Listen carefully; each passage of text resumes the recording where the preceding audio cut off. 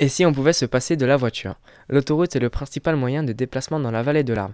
Tous les jours, environ 30 000 voitures passent sur l'autoroute A40, dont une partie monte ensuite dans les stations de ski proches de Cluses. Pour éviter cela, un projet de téléphérique a été imaginé, le Funiflen. C'est un projet très ancien qui commence à se concrétiser mais qui fait toujours débat. Le Funiflen sera une télécabine qui montera de Maglan jusqu'à la station de Flaine. Elle complétera l'autoroute et permettra d'éviter les petites routes de montagne. Alexandra Savary est responsable de la communication de l'Office du tourisme de Flaine. Pour elle, le Funiflen a un réel intérêt pour la station de ski. Le Funiflen sera un atout très important pour la station. Donc ça sera une télécabine qui fonctionnera comme un transport en commun, on va dire, qui va partir donc de la vallée de Maglan pour monter directement jusqu'à Flaine. Donc oui, bien évidemment, le Funiflen est très important. C'est un projet qui tient à cœur sur Flaine puisque on aura un accès beaucoup plus direct. Il faut savoir que ça va en termes d'écologie et d'environnement, c'est très important également. On va avoir une réduction de toutes les personnes qui viennent en voiture. On a quand même une grosse partie de notre clientèle qui est française, donc qui vient elle en voiture, plus les taxis, les transferts, etc. qui montent aussi par la route. Donc là, en termes d'écologie et d'environnement, c'est clair que ça va être un gain de confort pour nos clients et bien évidemment de réduction de tout ce qui est pollution par rapport à la vallée de l'Arve et à la montée en station. Oui. Ça va permettre de fluidifier en effet le trafic, qu'on ait moins de monde qui passe par la route, qu'il y ait moins de problèmes sur la route, moins de stress pour nos clients et puis un impact forcément pour notre environnement, ça c'est sûr. Oui. Mais il faut savoir que les Boissonnats avaient déjà prévu ce tracé du Funiflen à l'époque, puisque pour construire la station, ils ont construit une usine de béton dans la vallée qui fabriquait en fait tous les pans de béton que vous voyez, tous les blocs, montés par téléphérique par le col et redescendus dans la station par camion. Ce téléphérique qui amenait les blocs de béton jusque sur Flaine, les Boissonnats voulaient le garder, voulaient vraiment et acheminer en fait les clients de la vallée jusqu'à Flaine. Mais à l'époque, il faut vous rappeler qu'on est dans les années 60, après la Seconde Guerre mondiale. Et le signe extérieur de richesse dans ces années-là, pour les Français, c'était d'avoir sa propre voiture.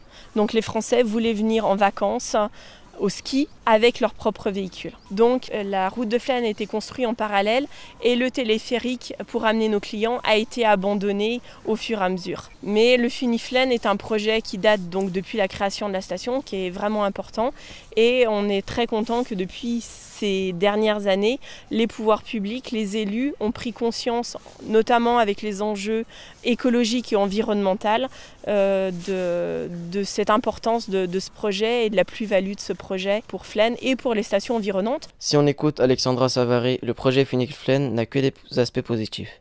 Mais pour Régis Lardenois, président d'une association des habitants de Flaine, ce projet a des aspects plutôt négatifs. Il est inquiet car le Funiflen pourrait détruire la zone du col de Pierre-Carré, seule zone encore préservée de l'urbanisation. Le tracé actuel du Funiflen ne correspond pas aux besoins des habitants. En effet, il ne prévoit pas de passer au carreau. Le Funiflen n'empêchera pas forcément les touristes de prendre leur voiture. Ça risque d'emmener trop de monde dans la station. C'est un projet qui est financé par les deniers publics. Il faut que ça profite à un maximum de monde. Là, c'est l'inverse. Ici, à Flaine, il n'y a pas grand monde. Il y a 200 habitants. Après, il y a plein de gens qui viennent à la semaine. Il y a 12 ou 13 000 lits. La grosse masse de la population qui peut utiliser ça hors accès au domaine skiable, c'est au carreau.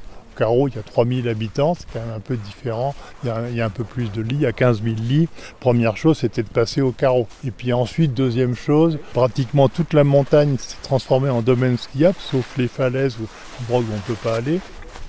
Le seul endroit où on peut marcher, c'est au niveau du col de Pierre-Carré. Marcher ou faire du ski de fond. Et là, a priori, les projets actuels tendent à faire disparaître cette zone en l'urbanisant, donc en construction d'abord des gares de télécabines, de l'urbanisation, des pistes de ski alpin qui remplaceraient forcément les skis de fond. La place n'est pas extensible, donc là on se bat contre ça. De toute façon, une très grande majorité des clients potentiels du Funiflen, ce sont les skieurs à la journée, ou les touristes à la journée, ça très clairement. Après, le reste c'est très difficile parce que le reste c'est des gens avec des bagages. Alors les bagages, il en était relativement peu question. Des gens qui arrivent en voiture, qui ont leur voiture pleine, je ne sais pas comment ça se passera. Aujourd'hui, il y a des bribes de réflexion. On ne sait pas si vraiment il y aura une offre qui amènera des clients. L'échange avec le train est mal fichu parce qu'il y a 600 ou 700 mètres de distance par rapport à la gare de Maglan. Et donc, ça veut dire qu'il y aura probablement des navettes. Et donc, il y aura des changements de mode de transport vraiment multiples, ce qui est assez catastrophique au niveau clientèle. Là, les gens, surtout s'ils ont des bagages, à les changer. Le projet Finiflène ne met pas tout le monde d'accord. Certains habitants ne sont pas convaincus.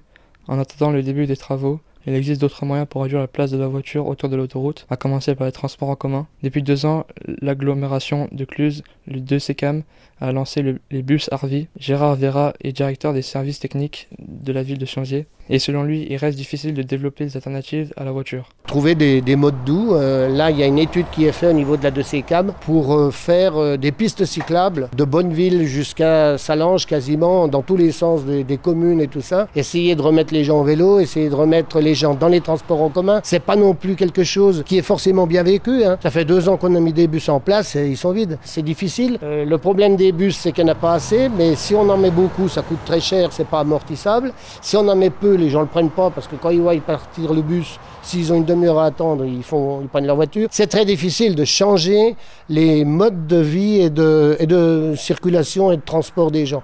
Mais c'est la seule solution, à mon avis, pour endiguer l'autoroute et faire que les gens reprennent le rail, refaire du covoiturage, il y aura moins de pollution et l'autoroute sera moins peuplée. Vous voyez, il y a des tas de solutions, mais elles se feront par votre génération, à mon avis. Au final, les alternatives à la route se développent, mais la situation évolue lentement. Entre le débat sur le Finiflène et le temps de changer les habitudes sur les transports en commun, la voiture a encore de beaux jours devant elle. Pourtant, il y a urgence, la vallée de l'Arde est l'une des plus polluées de France.